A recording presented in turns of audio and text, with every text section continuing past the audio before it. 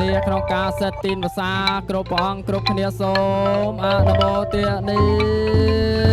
សូមប្រគេនដំណឹងនិងជូនដំណឹងដល់កណាគ្រប់អង្គញាតិញោមពុទ្ធបរិស័ទទាំងអស់បានជ្រាបថាវត្តសូរិយារាមនឹងប្រារព្ធពិធីបុណ្យសិទ្ធទានព្រះវស្សាប្រគេនដល់ព្រះសង្ឃក្នុងស្រុកមោងឫស្សីចំនួន48វត្ត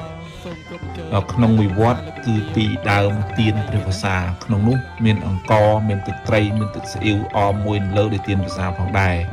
ហើយការសិទ្ធទានព្រះវស្សានៅក្នុងវត្តសូរិយារាមយើងនេះគឺយើងសិទ្ធពីក្រមួនហើយក្នុងនោះយើងធ្វើពិធីសិទ្ធមានចំនួន96ដើម96ដើមស្មើនឹង48គូដោយសារស្រុកមោងឫស្សីយើងមានវត្តចំនួន48វត្តហើយសូមបញ្ជាក់ញាតិញោមថាទានវស្សានេះគឺយើងសិទ្ធយើងស្លក្រមួនយកចាក់ដោយខ្លួនយើងផ្ទាល់តែម្ដងយើងអត់បានជាវទានវស្សាពីផ្សេងមកទេគឺយើងស្លសិទ្ធចាក់នៅក្នុងវត្តយើងនឹងតែម្ដងដើម្បីរក្សាប្រពៃណីវប្បធម៌យើងហើយជាពិសេសបុណ្យសិទ្ធទានព្រះវស្សានេះគឺមាននៅក្នុងប្រតិទិនខ្មែរយើងជាថ្ងៃកំណត់នៅក្នុងបុណ្យជាតិរបស់យើងគឺថ្ងៃទី22ខែ7ឆ្នាំ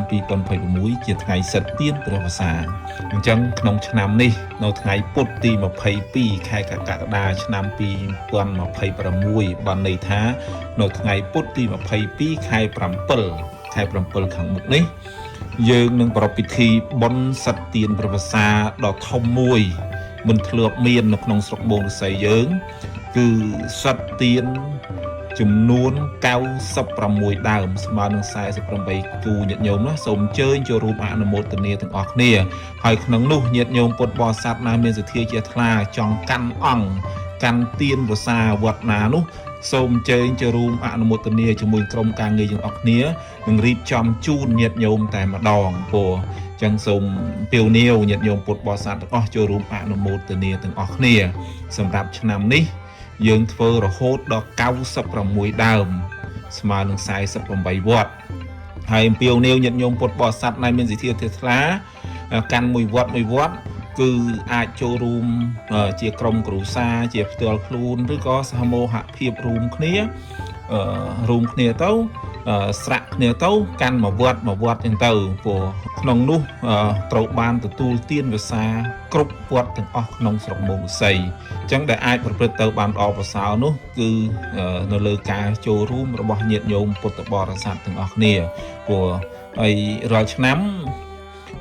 យើងធ្វើតែពីដើមទេសម្រាប់ទៅវត្តសូរិយារាមព្រោះរាល់ឆ្នាំយើងធ្វើតែពីដើមទេតែដោយឡែកសម្រាប់ឆ្នាំនេះគឺយើងធ្វើរហូតដល់48វត្តស្មើនឹង96ដើមហើយនឹងវេប្រគេនគ្រប់វត្តទាំងអស់នៅក្នុងស្រុកមោងឫស្សីដោយទានក្នុងមួយវត្តមួយគូអមដោយក្បាច់ភ្ញីពីក្រមួនឃ្មុំសុទ្ធព្រោះពីក្រមួនឃ្មុំសុទ្ធនិងមួយលើដោយអង្ករដោយទឹកត្រីទឹកស្អ៊ីវផ្សេងដើម្បីប្រគេនដល់ព្រះសង្ឃក្នុងរដូវចាំព្រះវស្សា